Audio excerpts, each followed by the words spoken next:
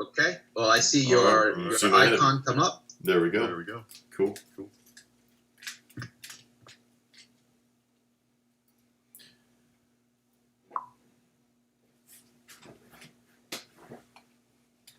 I'm not sure why I'm seeing the back of my head.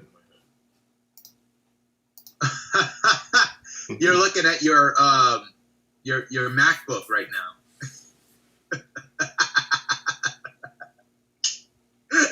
Let me leave this meeting. Okay, there Yes. we go. That's better. Now let's turn on your video from your laptop, from your computer. All right, here we go, dude. Share screen. There's Ken. Awesome. And now I'm just going to pull... Okay, now I'm unmuted. All right, guys. I think we're live here on YouTube, so we've had some technical difficulties here. Ken and I are right here. Ken, I just need to find a way to get both of our screens here, and we'll be set. Oh, dude. This is all good. So I can see us on YouTube, and it's all right. It happens sometimes, Yes. guys. It is just what it is. But you know what? It's all fun. Oh, yes. Definitely fun, dude. Keeps us on our toes. So aside from all the technical issues, guys, today we wanted to talk about collaborating with other musicians. Okay. Yeah. No collaborations, I guess. Yes. Faceless. Yeah, our computers are not collaborating with us. No, dude, no. We have had some issues lately. Yeah, it's just one of those things. Though, here's what I'll tell you guys. Ken, real quick, how do I get to where we're seeing both here? Oh, just click gallery view on the top right. On Zoom or Zoom. Okay, gallery view, get on the top right. Okay, there we go. Now that's much better. Jeez. It's all good, man. Okay, So and then, this is going to be really cool because collaborating with other musicians and collaborating with technology, for that matter, always tends to be a really tricky thing.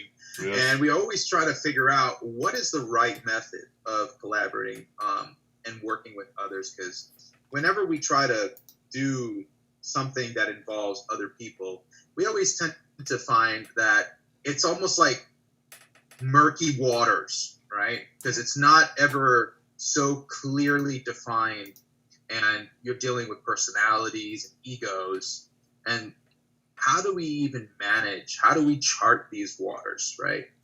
So, Jason, I was always curious, in your experience with working with bands and others, because I do have my own experiences, and I've worked in the industry, but it's always interesting to hear another person's perspective on this sort of thing. And what has been your experience when managing or being a part of another group? It's like being married to 3 to 4, however many people you have in that, especially in a band situation, when you're like in that situation. So that's in fact, I'll share this short story. One of my closest friends, we decided to form a band many, many years ago. I'm old, so this is like 20, 25 years ago. And in some cases, it almost got in the way of our friendship at times. We had some little disagreements here and there. And I had kind of an ego back then. I was the lead singer and the lead guitar player. So there's the two biggest egos of the bands all in one.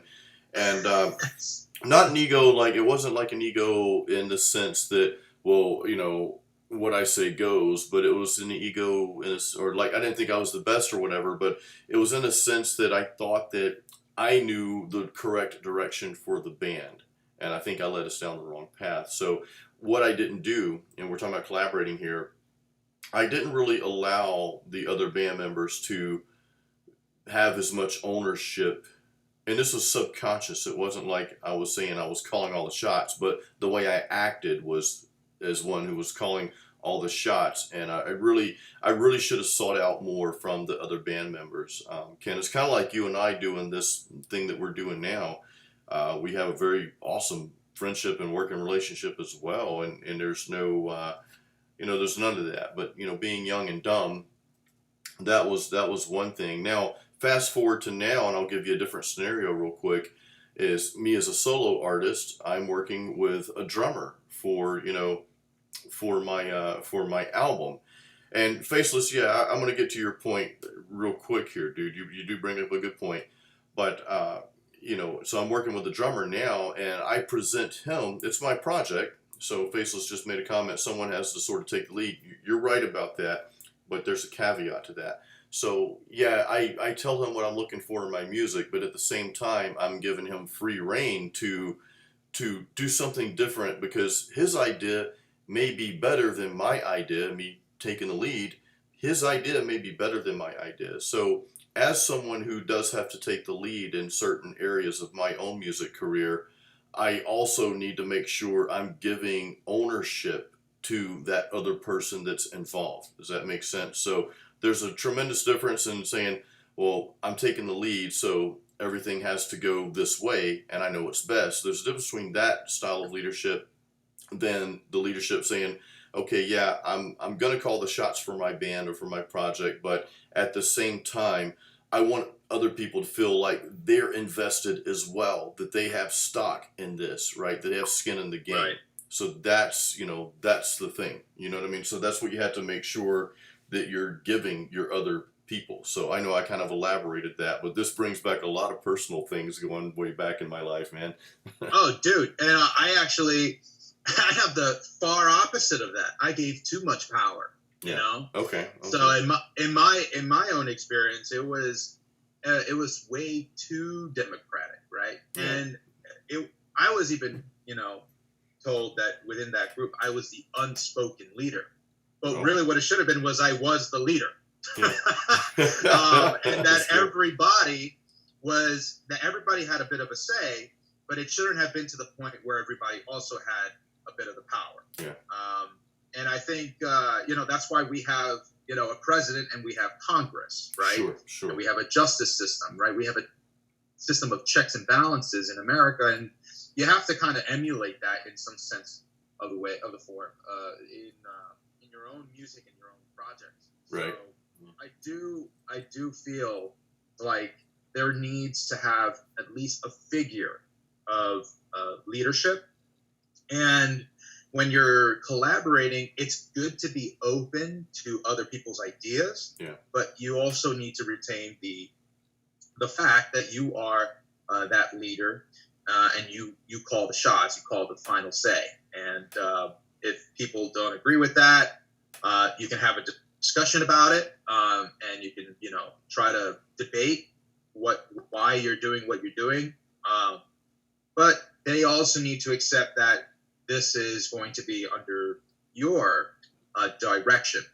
That's why we have a director, So, yeah, I totally understand that. And sometimes when you give people too much clout, it gives them the false sense that they're also just at the same level as you are.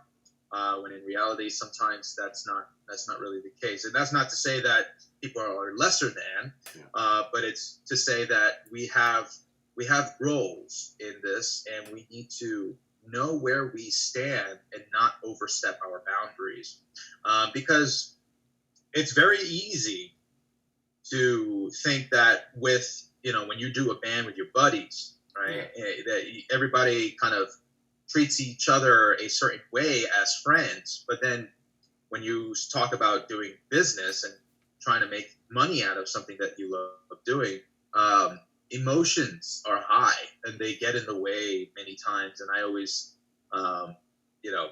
tried to separate it, but it's impossible, especially if you're doing it with your best friends. It's tough, dude. Very tough. Yeah. Now, this brings us to a good point. What is the individual that's right for you when you're working? Well, it's good to have a good relationship with an individual. Take Jason and I, for example.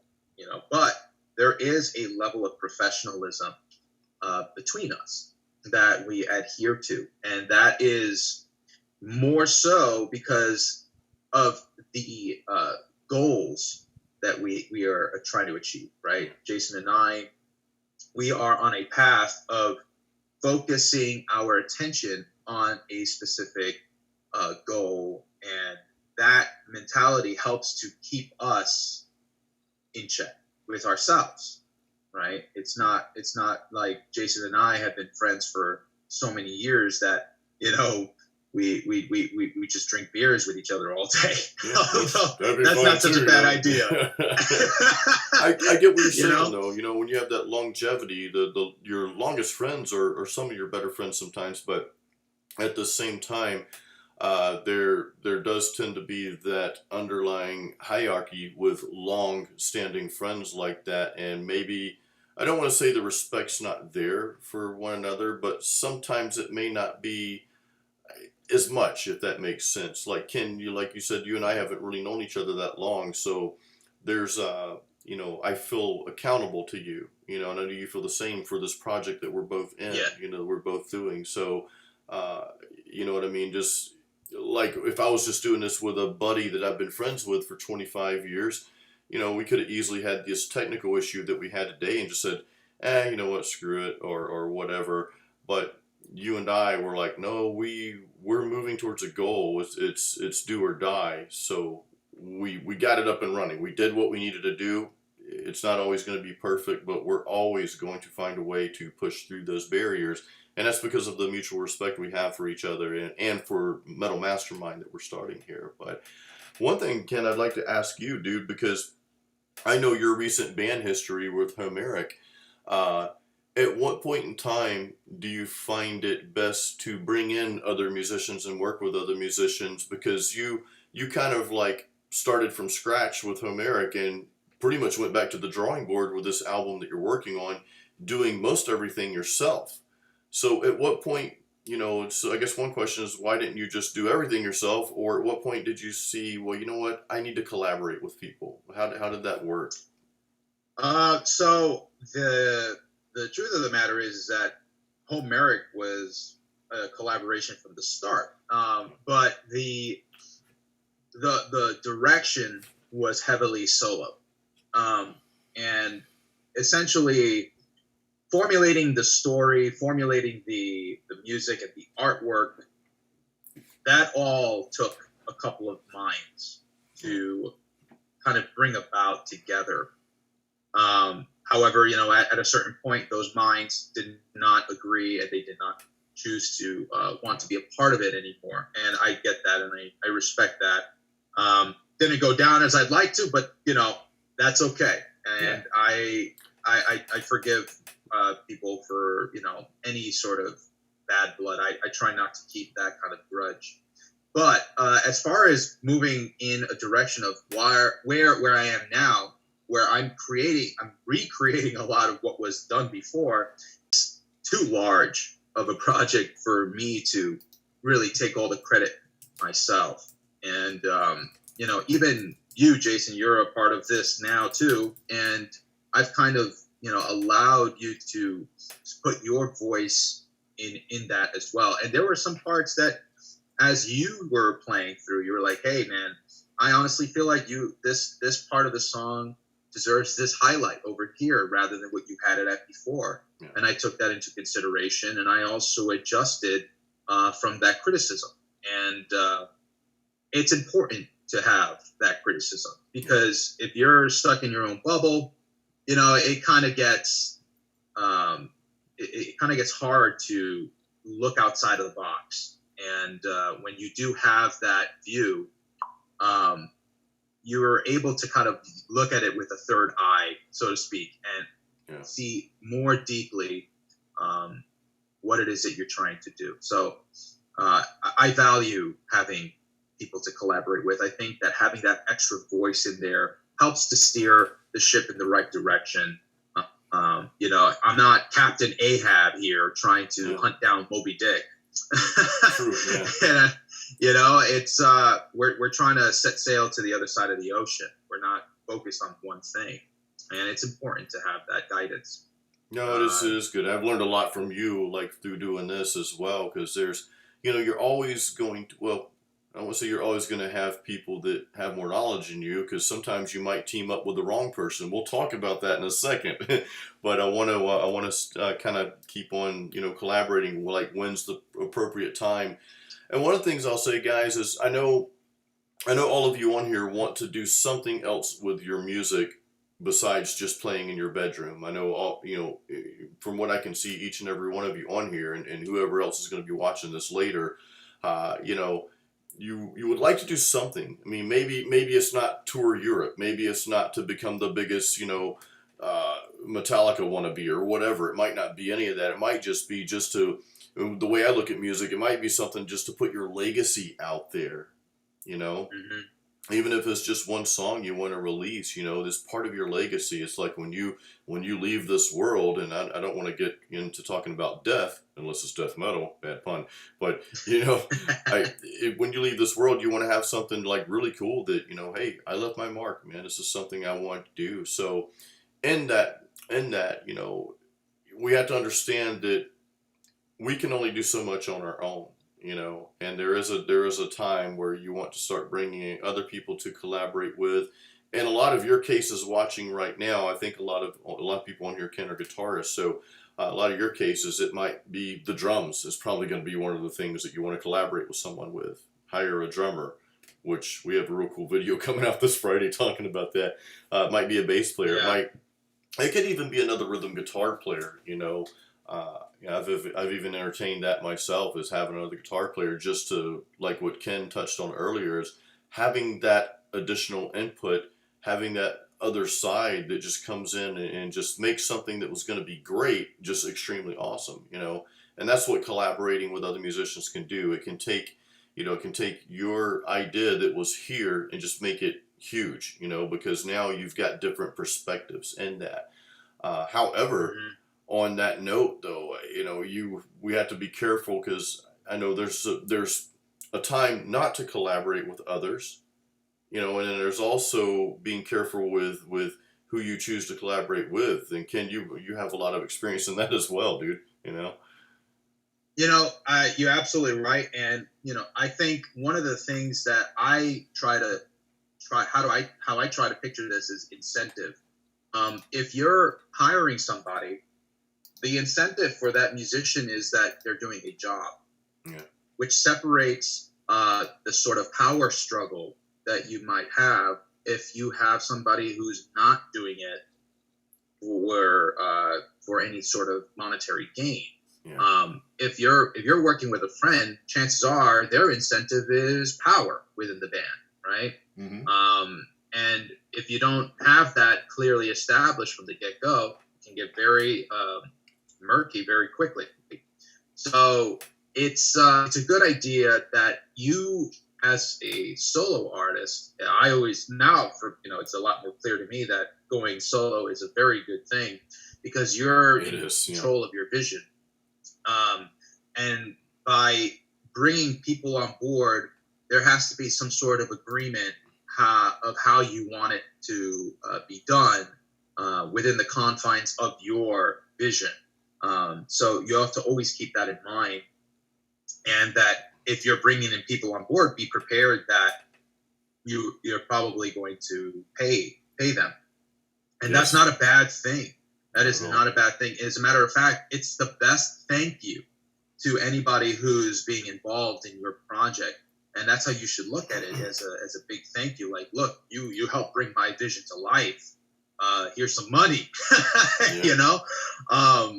I have no problem doing that, because I always look at it as an investment in my music, something that I'm going to be proud of for a long time. And that's how I would always try to look at my music. It's not something that I'm here to get rich quick off. It's something that I want to be proud of for my legacy, my stamp in the world. And you should treat it with that. It's sacred to you. No, that's a good point, Ken. That's a really good point, And on that note, you sometimes you have to be careful with collaborating with friends, especially real good friends, because like Ken was mentioning, there's a little bit of that power struggle that can come in. And let's say you're a solo artist and you have a project, and you've got a real close friend that's They play bass and guitar as well, but they may not be up to par with you. They may not be at your level. But because they're your friend, well, they look at it as something just kind of fun. It's like, okay, well, I can play along too. And you may be tempted to say, okay, that's awesome. Yeah, come on in and play this track for me.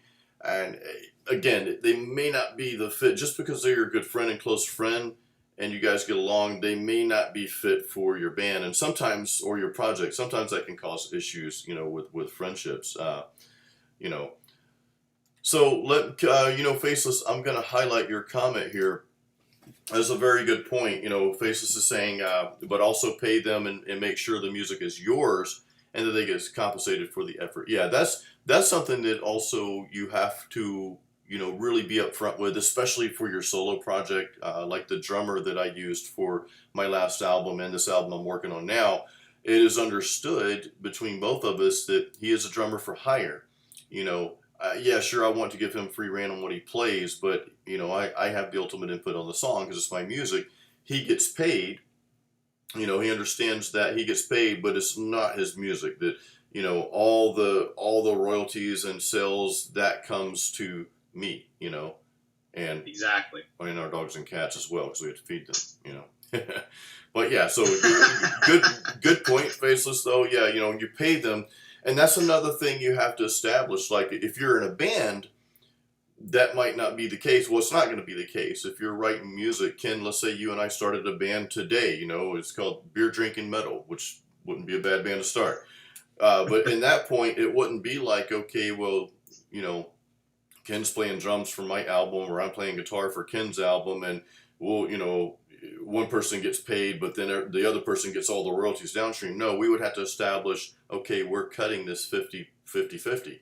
It may be that you start a band with one other person and you're an internet band, for example, Faceless. Let's say you and Acoustic or DW, I don't know if DW's on here, you guys started something together. It's like, okay, we're the band, but then you hire someone else to do the drums for it that's not part of the band. You pay that person, but it's you and your other person's music. You know what I mean? So that's another. I just want to kind of highlight that comment because that's a good topic. Absolutely. And I think it comes down all to communication and how do you wish to operate your project. Yeah. You need to, just like in any relationship, you mentioned this. It's like a marriage. You have to make sure that the people that you are involved with are communicating. And if somebody's not on the same page, that can quickly take it to a downturn.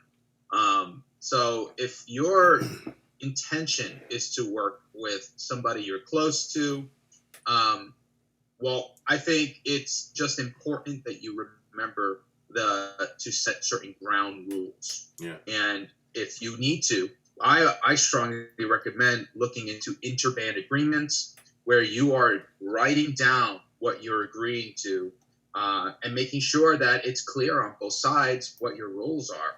Because if it's just relying on verbal and it's all kind of ethereal in the sense of, oh, well, we're just feeling it out. Well, there's a couple of things to that can go wrong, Yeah. At a certain point. What if an opportunity comes up and somebody in the band's like, yeah, well, I was the one who got that opportunity for us. And it's like, well, yeah, but we're a band doesn't mean you're going to take more than everybody else for it, or that sort of thing, right? You got to have some discussion as to what is going to happen with every aspect of your business, because it's a business. People have operating agreements for this kind of thing when you start an LLC, right? Yeah. So you need to do the same thing with your band. You're treating your band like an LLC and having an operating agreement, or an interband agreement is what we really call it, which is just a discussion of formulating your ideas on paper and making sure that everybody understands what their role is. And if you have to take them to court for it, you have paper and proof that it's in the writing. It protects you and everybody in the band who's involved.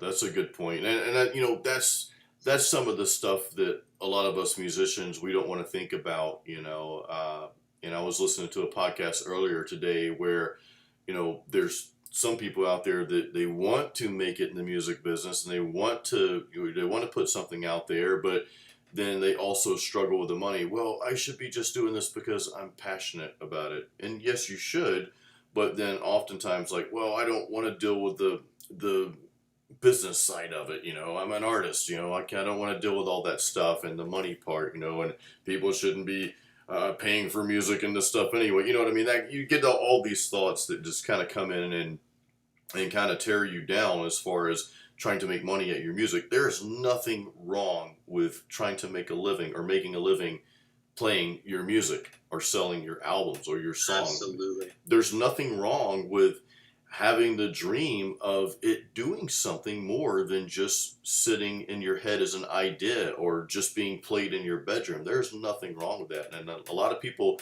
I struggle with that. The reason why I'm talking about it so much, because I struggled with that for a long time. And the reason we think that way is because we grew up, all of us, everyone on here grew up in a generation where we said, well, you have to go to school, get good grades, go get a good paying job with good benefits, and just have that security, and then invest in your 401k, and then retire when you're too old to enjoy anything in life.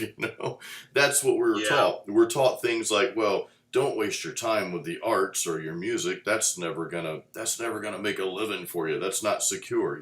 So you kind of have to, I don't know, I'm kind of going off on another tangent here, but you kind of have to reverse that mindset that you have, that we've been taught, because it's poison, not like poison, nothing but a good time poison, the band.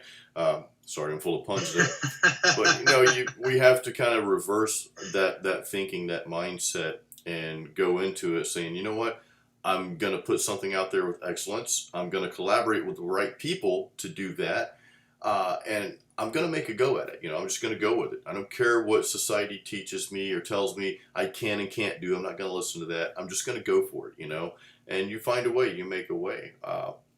One thing I want to point out about collaborating as well is collaborating goes beyond, and Ken, you can talk a lot about this because this is kind of in one of your main courts here. Collaborating with musicians goes beyond just the people that play instruments. It also goes into the arena of mixing and mastering and producing, which Ken, you can talk to us quite a bit about that with your experience.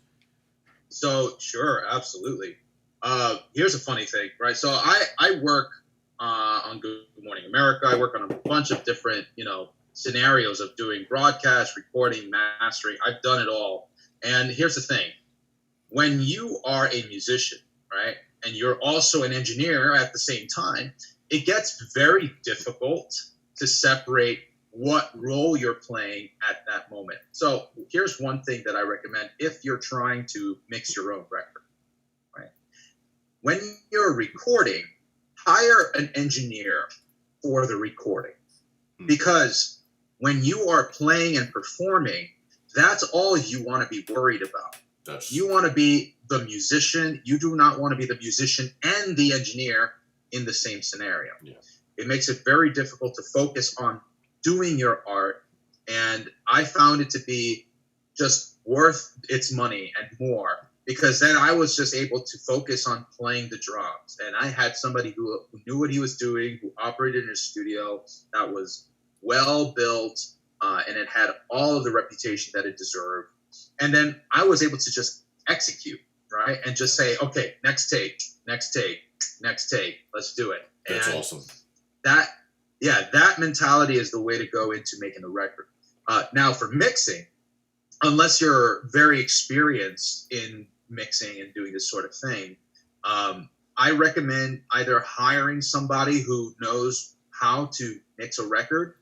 And if you have experience yourself in doing this sort of thing, try your hand at it. That's a lot of fun. Yeah. One of the reasons why I love mixing my own record, other than the experience that I have with audio, is that mixing allows me to also add to my vision.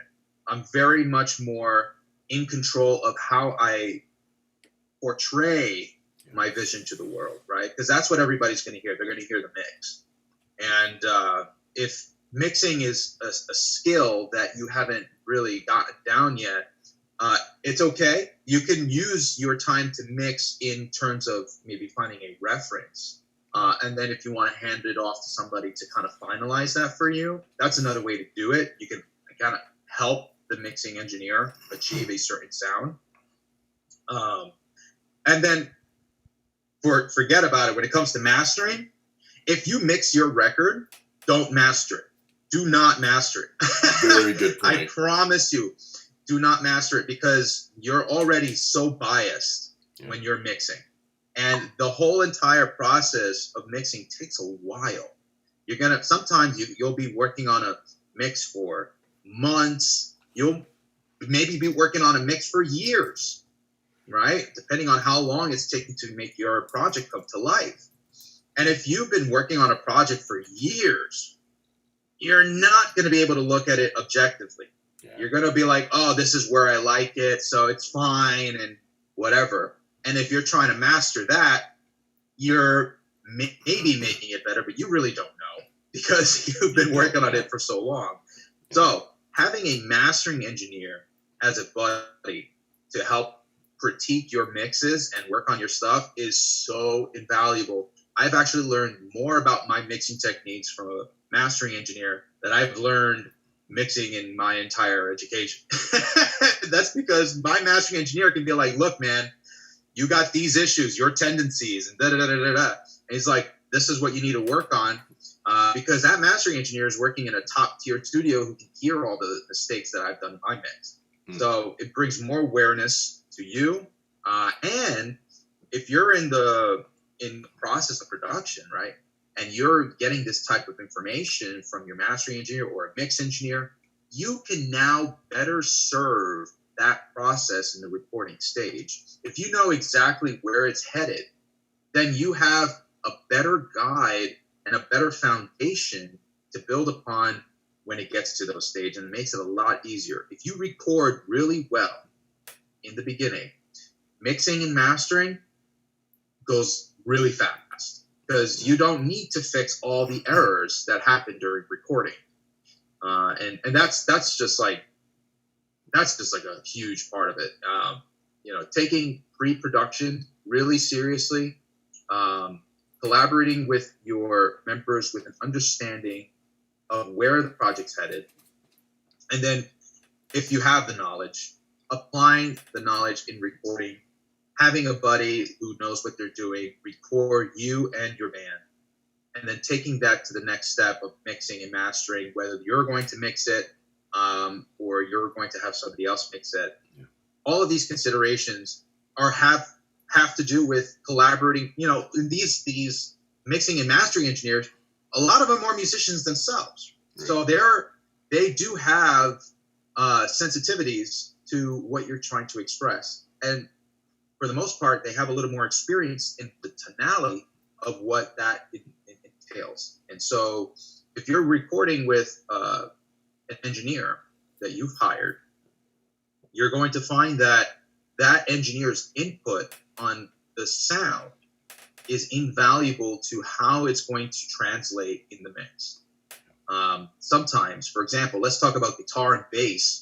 If you have too much low end in your guitar, it's going to sound a little bit too woofy.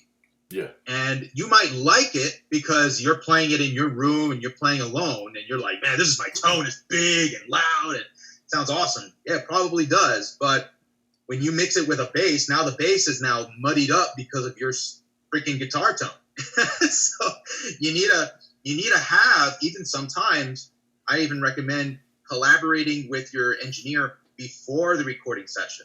Have a day scheduled to work with your engineer that is just going to be pre-production for the recording. And you'll say, okay, we're going to come in, we're going to mic everything up, but we're just going to play with some sounds. We're not recording today or tonight, right? It could be just like the night before.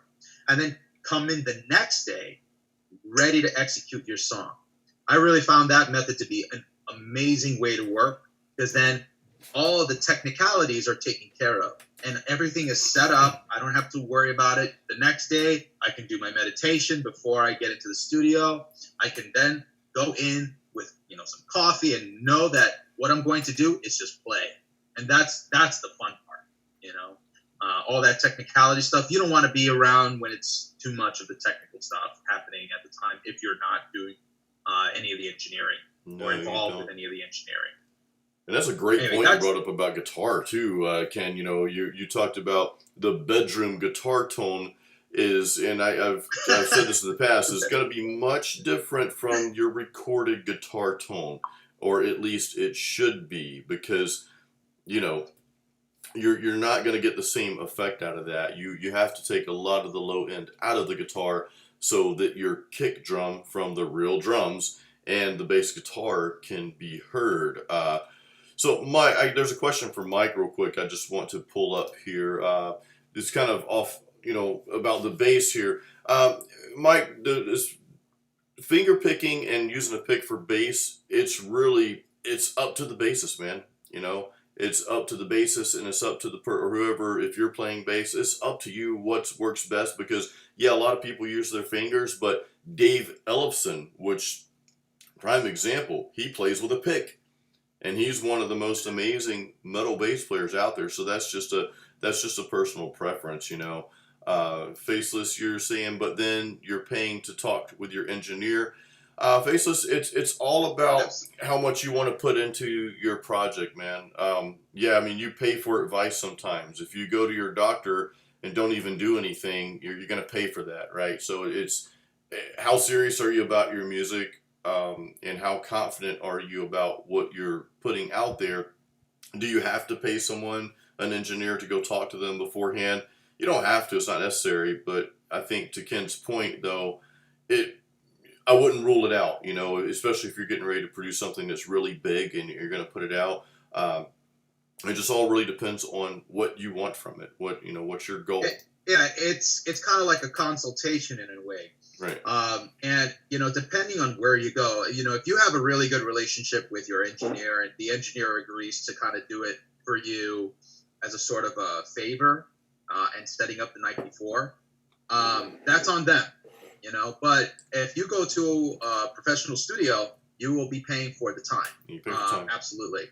And that's okay, because I would rather pay a little more and know that everything is where it needs to be, and I could focus on my art rather than worrying about all the time constraints and then looking at the clock by the hour. My method is, hey, give me the day rate, I'll pay for the day, and I don't have to worry about the time, and that will ease my mind. I can just be more relaxed and focused on what it is that I'm trying to accomplish that day. And you don't have to worry about all the other things and that come around that. It's just like, okay, well, if there's an issue, then it gets solved right there and then, no problem. And all of the big parts of setup, that takes a long time. It could take 3 to 4 hours just to work drums, man. Like especially if you're in like a progressive metal band, you got like 7 tom-toms around, you're just like, I want to be Mike Mangini, man. It's not going to take 1 or 2 hours to set all that stuff up, man. It might take you 30 minutes just to set up that drum set. So never mind putting the mics and getting the tone right and tuning the drums and all this kind of stuff. It's a long time. So you have to be prepared that that's going to be time invested in just doing that, right? And you're going to be paying your engineer for that time because you're paying for his time. This is why I really stress the point of pre-production. Why you need to be so ready to play your music at a recording studio and with the musicians that you're bringing along. You're well rehearsed, so that when you go to the studio, you're not wasting time figuring out parts. You're just executing, and you're doing it as efficiently as possible because you want most of that time and money to be spent on getting the sound right. You don't want to have all that money being wasted trying to get your part right. When it comes down to it, it's all about efficiency and how well you can execute. So it's I always I strongly believe that it's worth it. It's worth to pay the engineer a little extra just to make sure that you're good to go. You got the green light and everything is sounding great. You've approved it and you're saying, okay, let's do it tomorrow, and we're gonna just start from the top, playing music.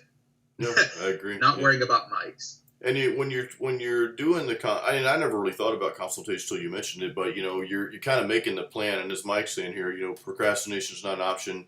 Not just collaborating with the artist, but when you're producing music, you do need a plan. Have something in advance before have a plan before you go in there. And really, that plan a lot of times is just knowing your music, knowing your song. Even as a solo artist myself, I'll tell you one of my weak points is remembering my own music.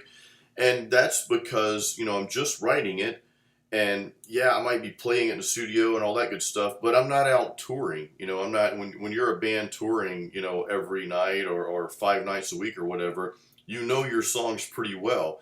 As a solo artist, and many of you who want to produce your own music, you don't have that pressure of constantly playing your music out all the time. So, it's difficult, but know your music, rehearse your own music. And this is something I'm learning to do more now before you start actually recording that, so that when you go to record, like Ken mentioned, you know what you're doing. It's well thought out. You go in there, the song, every note, all the nuances and all the good stuff, and you don't waste any time. Because, time's money in the studio, man.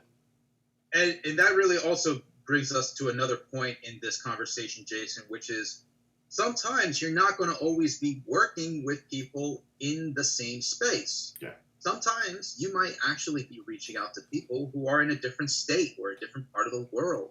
So when it comes to face-to-face versus virtual, that's another conversation that you need to have. And part of that is, does that person that you're bringing on board have the right equipment to do what you need to do? Yeah. Right? So if that person is an amazing performer, but they can't record it right, it's no use to you, right? Yeah, so that's true. You need to be able to have a discussion, and most people that are freelancing online typically have a setup that works. But it needs to be an open conversation where you're describing what your vision for the project is and what you're paying for with that person. Now, that person may charge one rate, which would be like, okay, you give me $300, I'll play drums for your song or something of that sort. And it's like, all right, and that is all in one package, right? That person has the microphones. That person has the recording software to do that and send to you. Yeah. But you also need to have that conversation of, what do you want out of that recording? Do you want him to, are you expected to get all the individual recordings of each part of the instrument, like the kick drum, the snare drum, each of the toms, the cymbals, right? Are you going to get that all in one package, or is it all going to be recorded as one file? And if that's the case, you have to be very wary, because when it comes to the mixing, that mix engineer, or if you're mixing it, right, you need to have ultimate control of the timbre of each of those sounds, so that you are able to envision it the way you intended. If you're working with what we call a stem, which will be just all of that information combined into one file, and you basically just have the entire drum sound or guitar sound or that sort, it's going to be a little more difficult to have that fit within the confines, because then you're limited to what that sound is giving you, and you don't have more control over that. So there are some ups and downs, and that might cost a little more if you want all of those individual files, or it might cost a little less, because maybe they'll say, okay, well, that person's not mixing it, but they're just going to give you those recordings as well, and it's up to you to make it sound the way you want it to as well. Yeah, I tell you what, the guy. Really, sorry, you mentioned stems. The guy. You have. Go ahead. Sorry. I was just going to say, Jason, because you actually work with a friend of yours. I think his name is Cameron, right? He's the person who actually did the metal Mastermind drum part. Yeah, I was just Uh, about to say he sends a stem. So, and this guy, I don't want to quote his rates, guys, because I don't want. I know he's advertising his rate right now as $40 per minute. And now, if it's super technical, he may charge more depending on how technical it is. And it's $40 per minute, so it works out to, I suck at math, I think $1.60 or more for my songs, 'cause they're about 3 to 4 minutes on average. But what he does, he'll send me the master file, which is mixed because as he's recording his drums, he's got it mixed how he wants to hear them, and it's a pretty good mix. Like I actually use his mix for my last album, but he will also send you the stems as well. And the stems, just for those who are not sure what stems are, when you're recording drums, you've got, I don't know, Ken, 8, 10 mics or 5 mics, however many mics you have. It's basically just the raw recording of each microphone sent down to you. So you can, and he names them. He names all of those files. So you've got the master file, then you've got all the stems, which is each individual mic, not the master recording. So you can mix those. Say you want the snare a little louder, or you want the snare to have a different EQ and the bass drum, all that stuff. He will send that. He typically sends that no extra charge because he's recording it anyway. He just presses a button in the studio and it dumps it all down. So that's, yeah, to your point, man. That's what we use his master file for ours. Now the drummer is probably, I would say, the most difficult and delicate thing to record for your song. So that's why I do recommend hiring a drummer. Don't try to wing it yourself or hire a buddy or anything like that. Find somebody who is a drummer for hire, who does this like on a regular basis for a living. Find someone who's doing this all the time because they have mastered that art and that's what they do. I don't really recommend trying to get just any old drummer saying, hey, I know you play drums for this band, but they don't have the proper setup, because if they have to pay for a studio, it's going to be more. But if you've got a drummer, that's what they do. They have their own little studio set up in a room in their house or whatever, and that's what that's what they do. That's their main gig. That's the type of drummer I think you want to hire. Just a side note to that. Absolutely. So, one thing I think that would be a good thing to wrap this up on, man, is how do we keep centered, right, with our vision and mission, for that matter, when we're working with others, Jay? What are your thoughts on that? How do you keep yourself grounded moving forward, right? Because a lot of the time, when we're with musicians, or we're just doing our own music on our own, yeah, we kind of get up to a point at some point where maybe either we get too comfortable and we're happy where things are currently. We know they could be better, right? How do we continuously keep moving forward? I think there's a balance to that. And Faceless, I'll get to your question in a second because it's a really good question. We'll wrap up on that. But I think there's actually a balance to, and I'm going to go against the trend of what you guys hear all the time these days.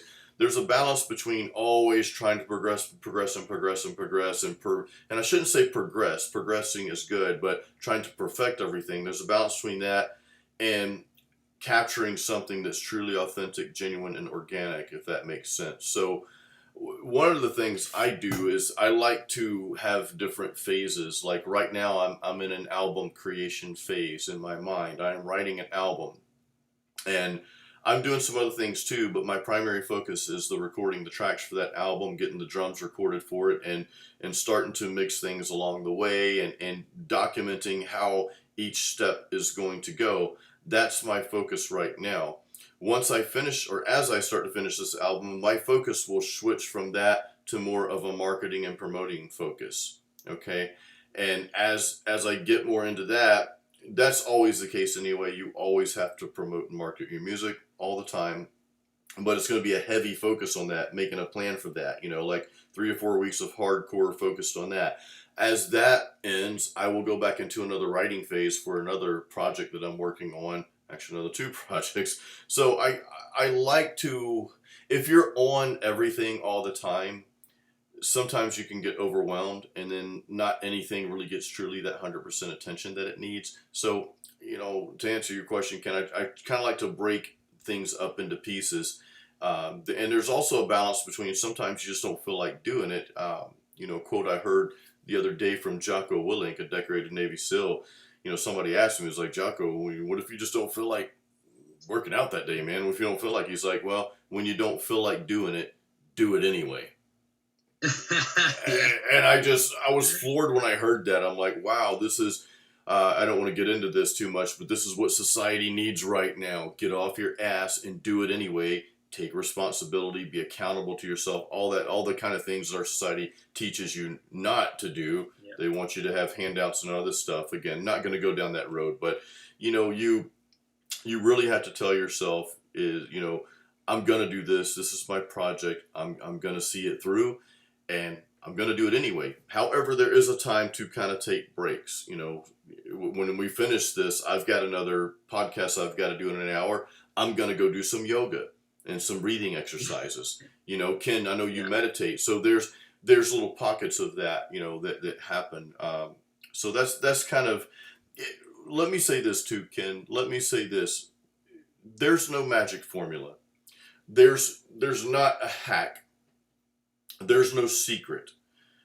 A lot of us, I don't know if you're like me, you listen to a lot of entrepreneurs. I don't listen to a lot anymore. I've reduced that amount to narrow it down to just a few, because most people out there are just trying to sell you on something that they're doing already and just kind of replicating that.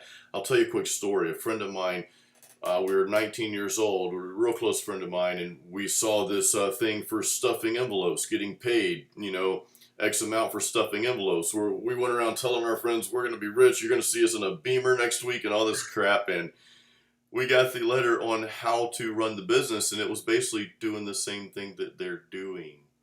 And oh my God, we felt stupid. That's all this stuff you see out there right now on hacks and doing this and that and little secrets to success. It's kind of the same thing. So what I will say is you have to just bear down and be consistent, love the process, trust the process, and just know that there's not one thing that you're going to do that's just going to blow up and be great. Could it happen?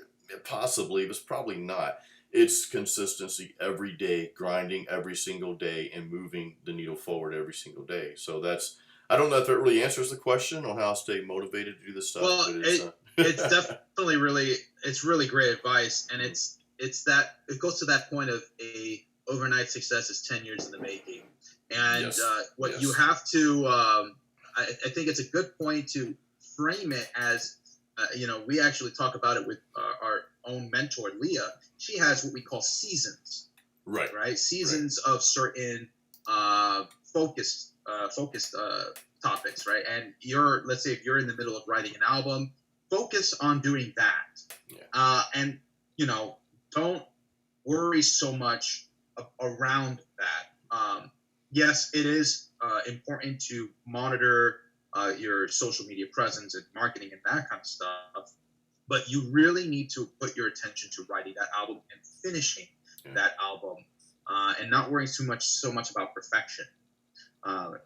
Then when you're at the point where it's like, this is done, then you can move on to that next phase and focus your attention on that next phase. Super important to have that separation so that you're not doing 50% here, 50% here. No, do 100% here. Get that out of the way, then do 100% to the next one. Yeah. Don't drag your feet with 50 and 50. So it's much more effective that way.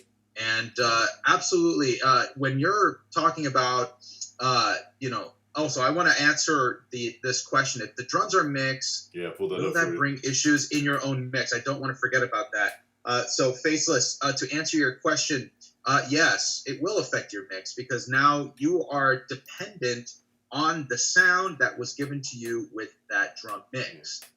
So if you are just starting the mix and you want to center your mix around that recording, that's one way to do it. But at the same time, you are limited to the confines of what that sound gave you. And you can't really manipulate it all that much, to be quite honest, right? So if you have the stems, of each one. You can shape it the way you like it. And so, yes, in short and sweet, it will affect an issue.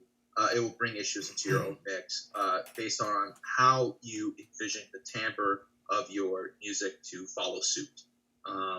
But yes, guys, the schedule to go back to the point of keeping yourself moving forward, pushing that needle forward. You need to schedule yourself to do your music so that you are constantly staying on track and making sure that you are, the difference between a dream and a goal is a date. And you need to just keep that in mind as you move forward. Set dates for yourself to make sure that you are hitting those goals that you intended for yourself. And if you don't hit your goal, that's okay. You made progress toward that goal. Set another goal. If you didn't get to that one goal, okay, what's the next thing you're going to do in order to achieve that goal? And when's that date going to happen? Yeah. But I digress. This is such an amazing topic, Jason. I'm glad we had a chance to really go through it. Sorry about all of the the technical issues today. It happens. That's okay. Yeah. We find a way to push through. And I'm so glad that you guys are even, willing to stay on board with us, even through some of these techie issues. And guys, spreading the message about Metal Mastermind. We are not your typical metal channel.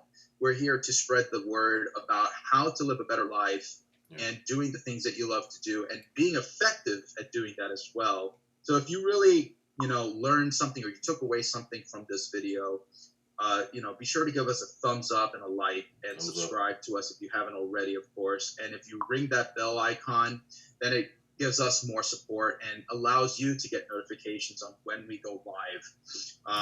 And for those of you who haven't signed up already, if you go to metalmastermind.com/join, we have a quick guide to the ultimate home recording studio where we show you and teach you how to set up your own home recording studio with all the specs that you need without any of that BS around it. So it's a really quick and easy to read guide just to get yourself up and running or upgrade whatever you have already. And that's about it for this show, guys. Jason, thanks for your time, brother. I wish you all the best in your next podcast. Yes, it's coming up soon. This Friday too, guys. Real quick, guys. This Friday, we have. It's not our. Ken and I have been putting out just a normal YouTube video. We go live every Wednesday here at noon, but on Fridays we've been releasing just a normal YouTube video, and we've got something really special for you.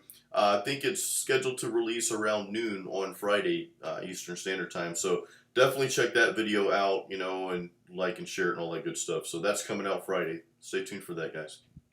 Thank you so much. Yes. See you later, guys. See you.